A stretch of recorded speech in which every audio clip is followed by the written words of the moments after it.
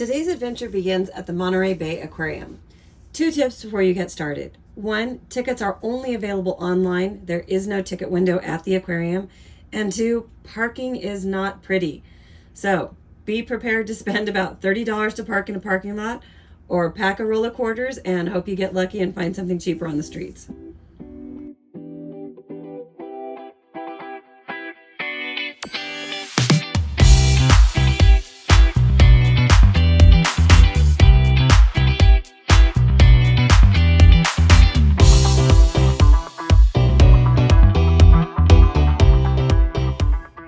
There is a lot to see and do at the aquarium, but be sure to check out what informational videos are playing in the auditorium, as well as when the feeding time is for some of the animals. You may get lucky and you may be able to join them.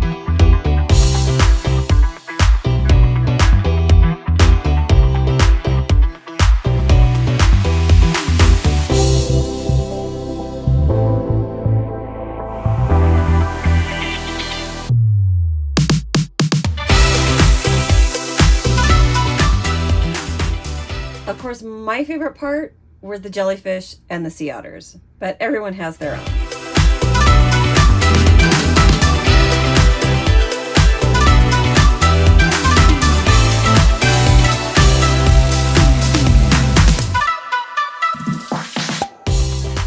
The Monterey Aquarium sits at one end of Cannery Row, so if you have time when you're done, take a stroll down Cannery Row.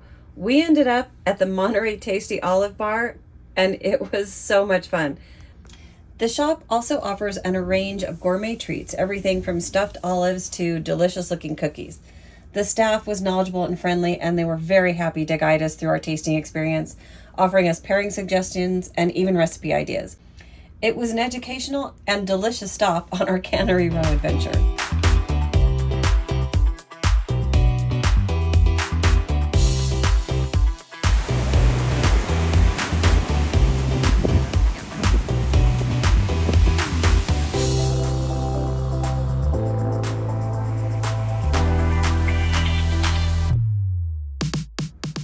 During our stay in Monterey, we stayed at the Marina Dunes RV resort.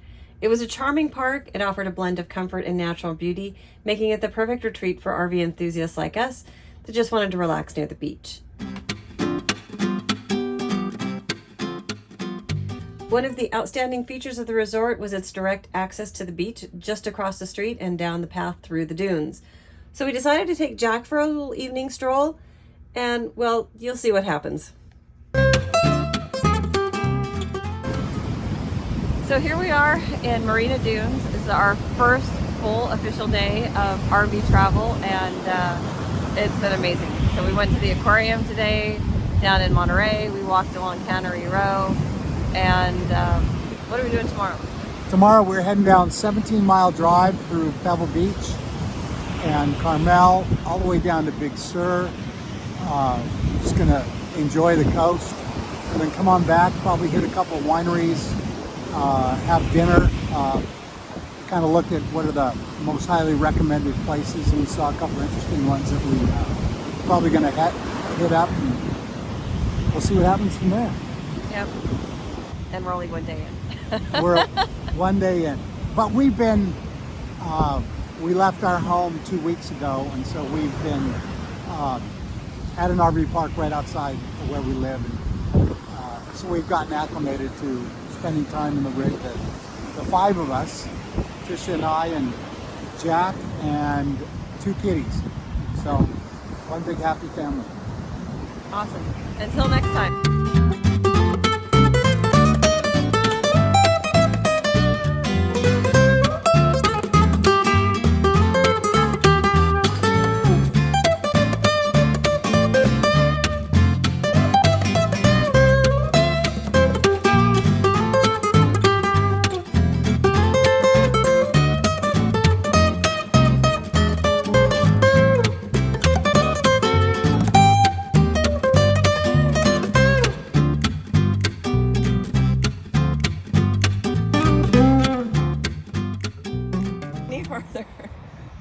Okay, so what's going on, Jack?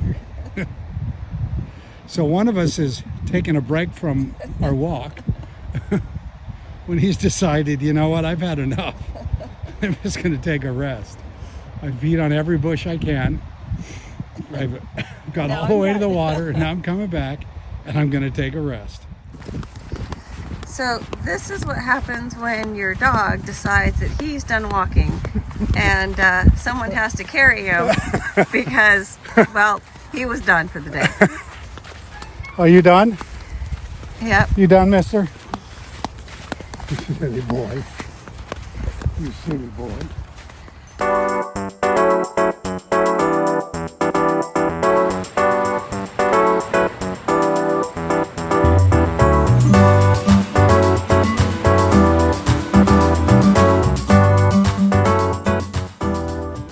Today we're driving into one of the most iconic coastal routes in California, the 17-mile drive through Pebble Beach.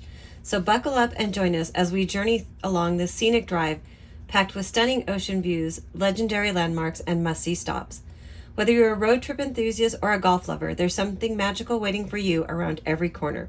So let's hit the road. We came through the Carmel gate just off of Highway 1. There is a small entrance fee when you come in. It's $12 when we came through. But here's a tip. If you stop at one of the shops or restaurants, you can actually get that money refunded if you purchase something over $30. Our favorite part of the drive was through the Pebble Beach golf course and along the ocean front.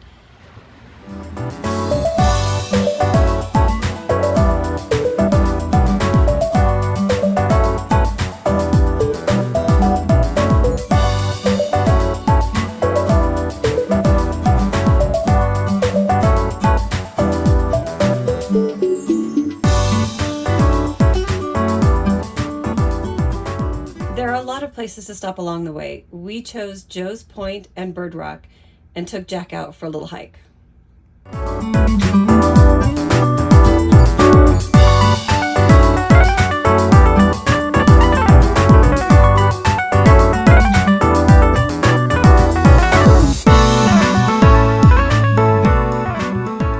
As you make your way over to the Pebble Beach Lodge, stop at the Visitor Center. It's more than just a pit stop, it's the heart of Pebble Beach history. Inside, we found an interactive exhibit detailing the rich tapestry of this coastal gem. And of course, we got a selfie with Tiger. Okay, maybe it wasn't the real Tiger, but it'll do.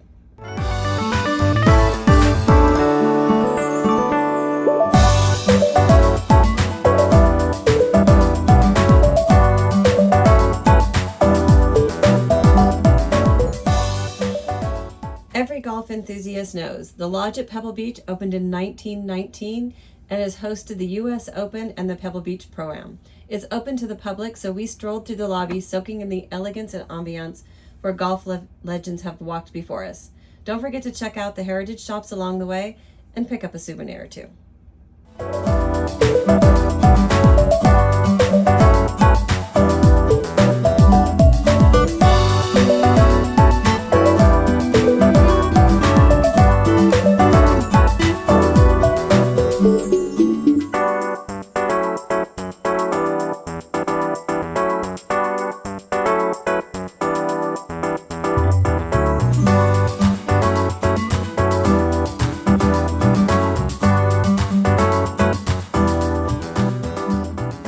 Unfortunately, the road to Big Sur wasn't open when we were there, but we were able to go to Carmel.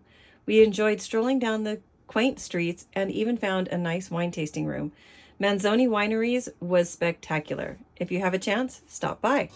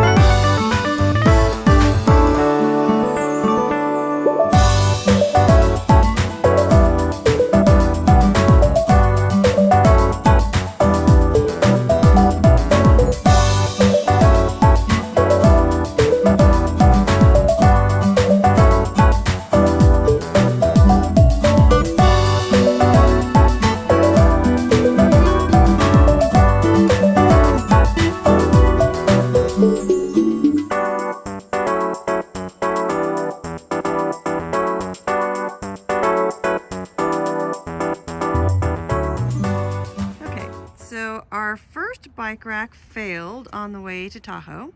Big failure. Big failure. So we've got a new bike rack. This literally sheared here, off. And it literally sheared off. Yep. So that's going away. So now we have a brand new one. And I'm debating on whether to keep that 7-inch extension to keep this away from the rig, or leave it like that, and it's pretty close to bumping. So I'm not sure what I want to do just yet. I mean, the longer it sticks out, the more leverage and the more bounce. So I'm trying to not have so much bounce with it. And then this one here, let's go ahead and put this one up and see what happens. And then I'm going to put them both together. And when I put them both together, should hopefully and that was me knocking over the old bike rack. It's a bit heavier with the rack. It's probably 75 pounds or so. But we're going to put it on here anyway.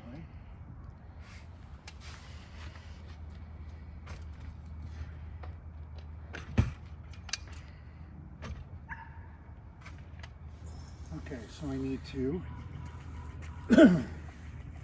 adjust this one, and I'm going to push this forward. So this here can actually slide forward. Oh, so it has a better fit? Yeah, and then this can slide this way a little bit.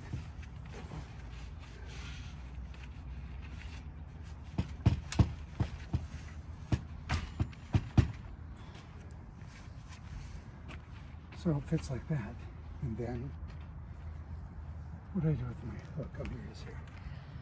And then this hook. So it's on right on top of it. So there you have it. Awesome.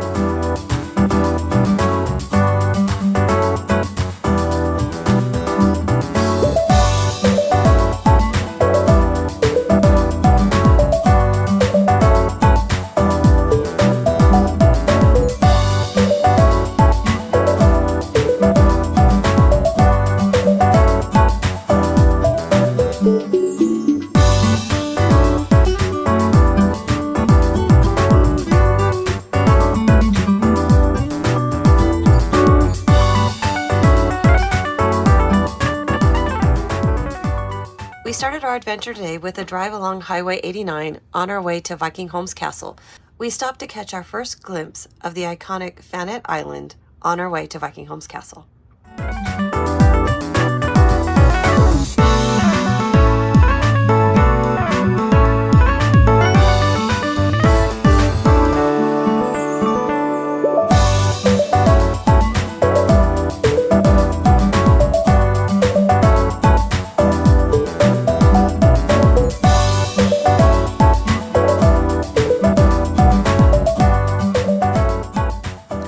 There is a hike down to the castle. It's 1 mile each way, and it's completely downhill going there and uphill coming back. So just be prepared. While it's not that long or that steep, for those of us who are so out of shape, it was a bit of a challenge.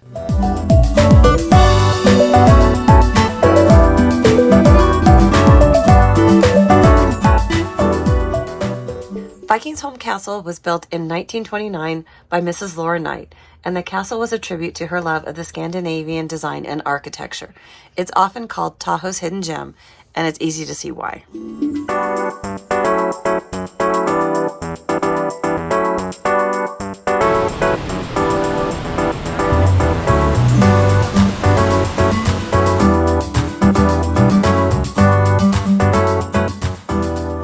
No visit to Tahoe is complete without at least one stop at the Garwood Bar and Grill. Sit outside on the deck and don't forget to have a wet woody. They've sold over 4 million.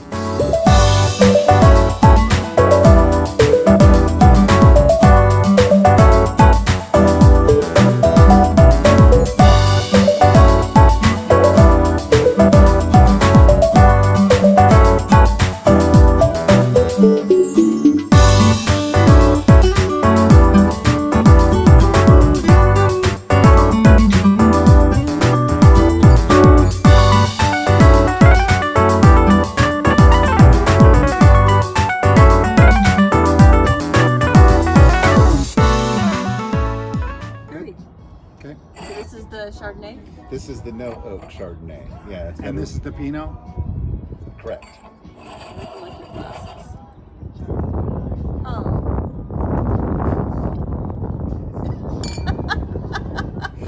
I unfortunately can't say too much because I sadly did the same to my wife about a week ago. I did not drink any.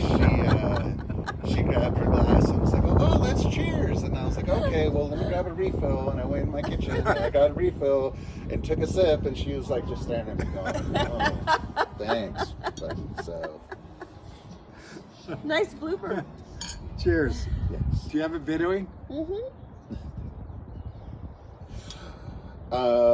For the lady, the no oak Chardonnay from Mr. Tandre's grapefield in the Santa Lucia Highlands, aka the Monterey Coast. Yep.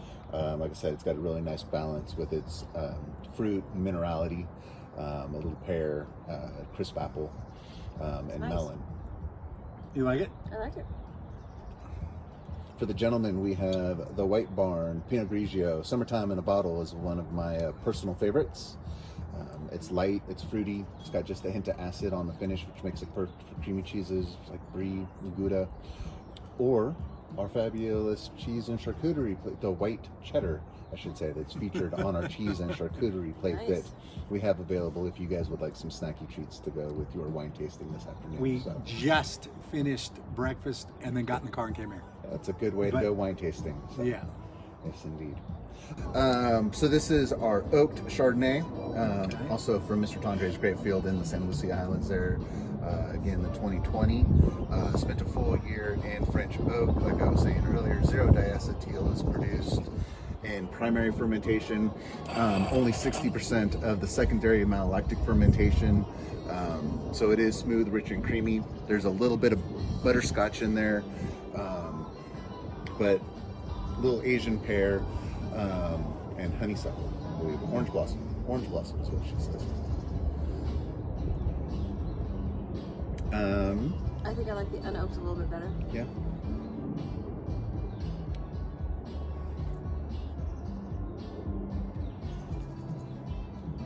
It's good. I don't like what I don't like about a lot of Chardonnays is they're so dry, and that's not dry at all. Yeah. That tastes good. I don't like the dry aftertaste Okay. that you get, and that's nice. That's real nice. Oh, here we go. All right, let me. All right. Hang on. Thank you. Yeah. No, no, no, no. Oh my goodness. What? You never put water in your wine glass. I'm rinsing it That's out. not how you rinse it. You rinse it with the wine. I swear I can't do that. I don't want to waste the wine. No, It's not wasting it. it's not wasting. Also, that's why usually all the wineries have their tastings pre-curated because you want to go from something low alcohol to high alcohol, dry to sweet, light bodied to full bodied. Right. But I say in the wine world, we use wine to rinse our glass. We use water to hydrate our bodies. Okay.